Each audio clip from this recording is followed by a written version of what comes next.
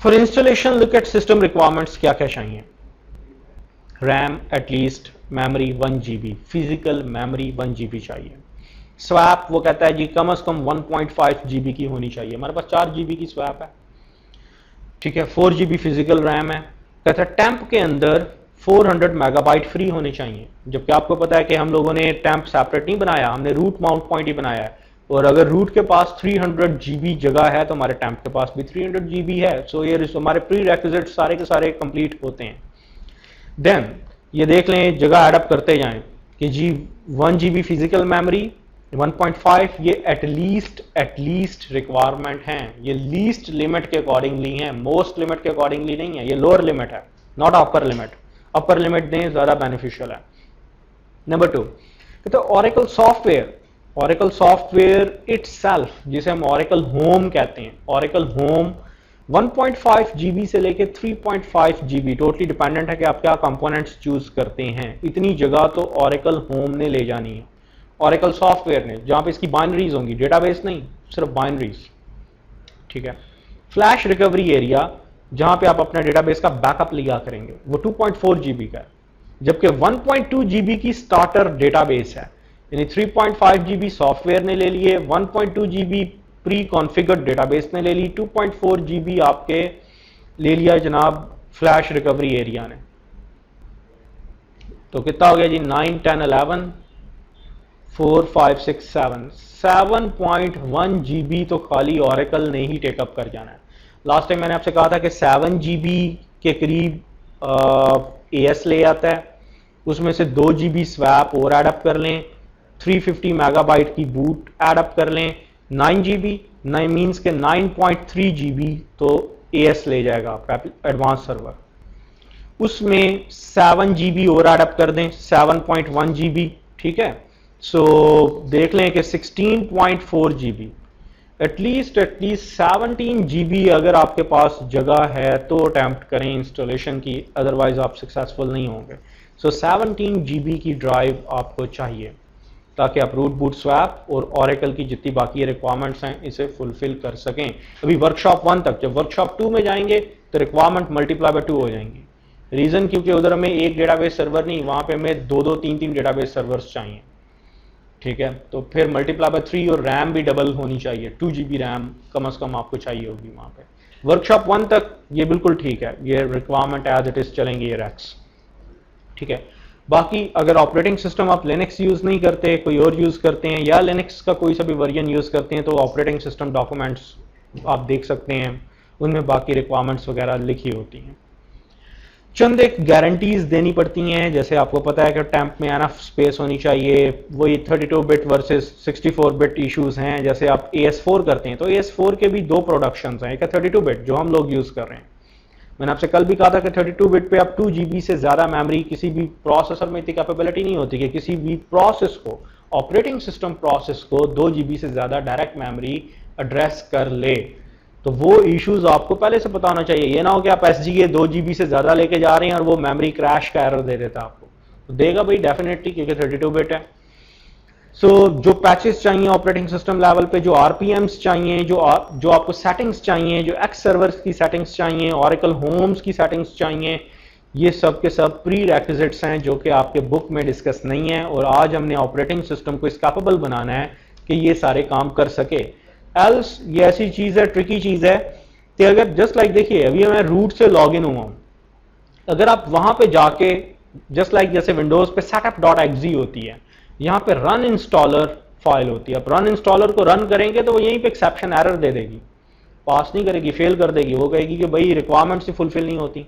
Like lot of requirements हैं, यहाँ पे आपको नेटवर्क की सेटिंग्स करनी पड़ेंगी, कर्नल की सेटिंग्स करनी पड़ेंगी, शेल की सेटिंग्स करनी पड़ेंगी, यूजर लिमिट्स लगानी पड़ेंगी, पैम सेटिंग्स करनी पड़ेंगी, ऑरेकल के लिए ग्रुप्स बनाने पड़ेंगे, फिर ऑरेकल ऑपरेटिंग सिस्टम यूजर बनाना पड़ेगा, एंड देन फिर उसकी आप पैरामीट्रिक सेटिंग्स, इसके एनवायरमेंटल वेरिएबल्स की सेटिंग्स करेंगे और फिर कहीं जाके आप रन इंस्टॉलर को रन करेंगे। एल्स ये रन इंस्टॉलर नहीं चलेगा ऐसे। This one is a Unix environment, यहाँ पे आपको सारे काम खुद करने पड़ेंगे, ठीक है। खैर उन तमाम चीज़ों पे जाने से पहले ये देख लीजिए कि ऑरेकल कॉर्पोरेशन चंद एक रिकमेंडेशंस देता है हमें। इन रिकमेंडेशंस में क्या कुछ है, हमारा फाइनल ऑब्जेक्टिव है कि ये हमारे पास GUI बेस्ड स्क्रीन आ जाए, लेकिन इससे पहले हमें खासे पापड़ बेलने पड़ेंगे।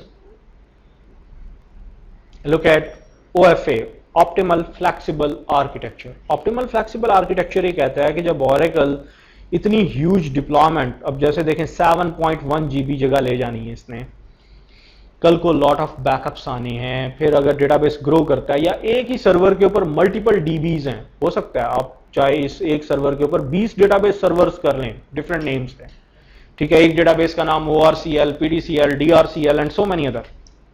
तो क्या होगा, इन 20 डेटाबेसेस की data file, control file, redo log files, इनके अपने लॉग्स, इनके अपने डंप्स, उनको कहां पे रखें, उसके लिए हमें एक ऐसा डायरेक्टरी स्ट्रक्चर चाहिए जो कि ऑटोमेटिकली मैनेजेबल हो।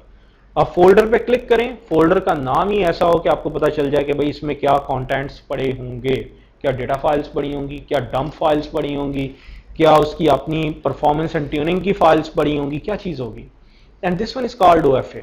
OFA यही कहता है इवन कि आप जब R12 भी करते हैं तो आप Apple top, instance top, so many tops बनते हैं, तो अगर OFA नहीं होता तो वो 250 GB की डिप्लॉयमेंट होती है। 30 GB का तो उसका स्टेज एरिया होता है जहां से इंस्टॉलेशन बिगिन होनी है, 250 GB after deployment Oracle financial take up करती है। तो ये देख लें कि 250 GB is a huge thing. अगर आपको फोल्डर्स का नहीं पता ही नहीं कि भाई developer, form server, report server किधर पड़ा होगा, कहां पे मेरी फाइल्स हैं, तो आप तो रह जाएंगे।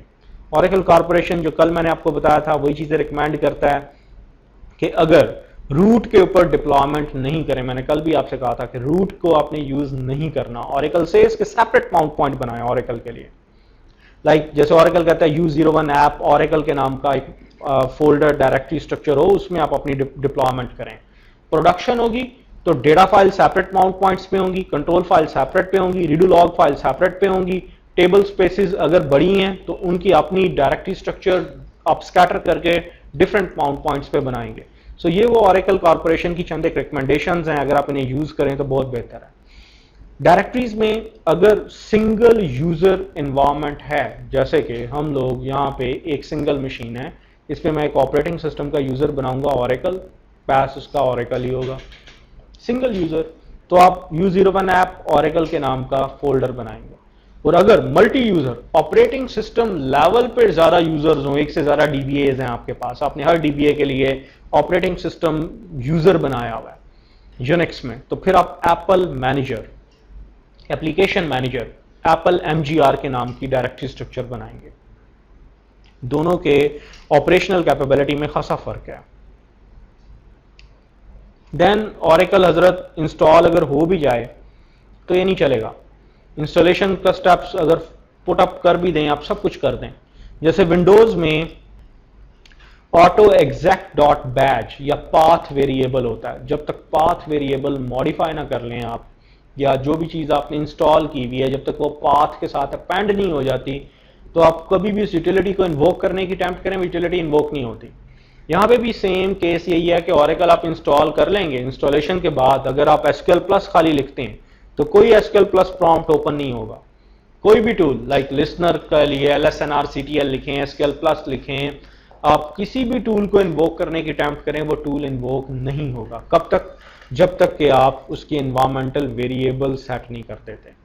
अब जैसे विंडोज में तो आपको पता है कि या तो वहां पे एनवायरमेंटल वेरिएबल की पूरा GUI बेस्ड स्क्रीन होती है, आप वहां पे जाते हैं, एक नया वेरिएबल बना लेते हैं, वेरिएबल की वैल्यू देख लेते हैं या अपेंड कर देते हैं, या वो ऑटोमेटिकली खुद ही रजिस्ट्री में एंट्री कर देता है और सारे काम कर देता है। यूनिक्स में ऐसा नहीं है।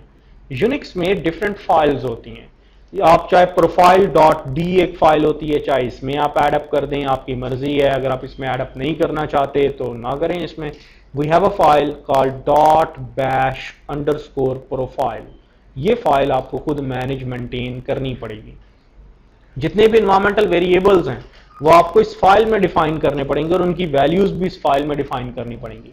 जब कोई यूजर लॉग इन होता है, जैसे मैं अभी रूट से लॉग इन हुआ था, जैसे ही आप लॉग इन होते हैं, लॉग इन टाइम पे ये फाइल पढ़ी जाती है और इसमें जितने भी वेरिएबल्स होते हैं वो लोड कर दिए जाते हैं, ताकि जैसे ही आपका कोई टर्मिनल ओपन हो तो टर्मिनल पे आपको कोई पाथ सेट ना करना पड़े रन टाइम पे। अदरवाइज आपको हर बार एक्सपोर्ट की कमांड लिख के तमाम वेरिएबल सेट करने पड़ेंगे। So that's why it is highly recommended कि आप ये काम करें। अब जरा हम चंद एक जो हमारे ऑपरेटिव स्टेप्स हैं वो हम ऑपरेट करते हैं। ये स्क्रीन, पहली ये स्क्रीन आएगी जी आपके पास OUI की GUI बेस्ड मोड के अंदर। लेकिन इससे पहले आपको लॉट वैरायटी ऑफ टास्क करने पड़ेंगे अपने ऑपरेटिंग सिस्टम पे। क्या क्या हैं अभी देखते हैं जी। आपको ऑपरेटिंग सिस्टम्स के ऊपर क्या क्या स्टेप्स ऑपरेट करने हैं। Let us execute that one.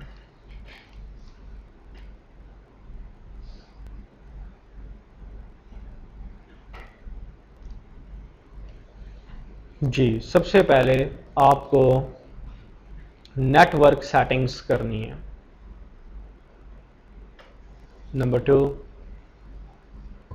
Colonel settings, shell params,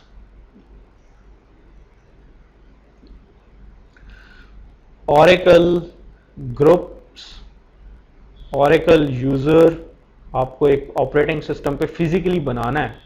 ये सारे काम आपको ऑपरेटिंग सिस्टम लेवल पे करने हैं, ठीक है।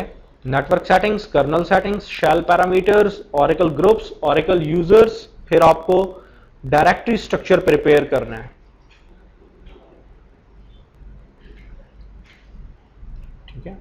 डायरेक्टरी स्ट्रक्चर और फिर आपको ऑनरशिप, इस डायरेक्टरी स्ट्रक्चर के ऊपर ऑनरशिप्स वगैरह देनी है।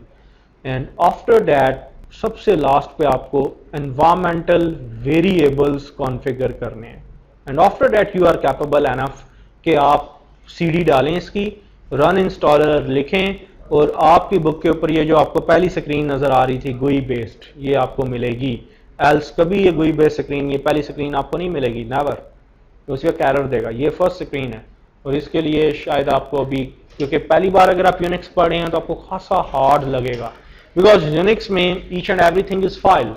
विंडोज में काम आपको नहीं करने पड़ते, यूनिक्स पे करने पड़ेंगे, क्योंकि ये जितने भी मैंने आपसे कहा कि काम करने हैं, ये काम कैसे करें, इसके लिए यूनिक्स में each and everything is file. हर चीज फाइल है, कर्नल भी एक फाइल है। सो हर एक फाइल है, फाइल के अपने अपने नेम है, आपको उन फाइल्स में जाना है और जो ऑरेकल कॉरपोरेशन कहता है वो पैरामीटर्स की वैल्यूज रीएडजस्ट कर देनी है। उस अपनी सेटिंग्स को सेव करना है, एग्जिट होना है, दैट्स ऑल।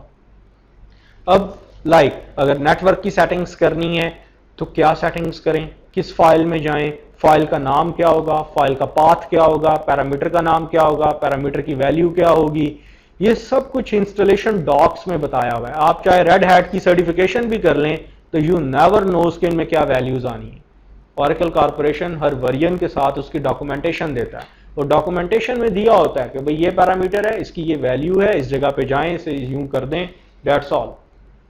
सो अब हम वन बाय वन पहला स्टेप बिगिन करते हैं, that is your network settings. Network settings से मैं बिगिनिंग लूंगा।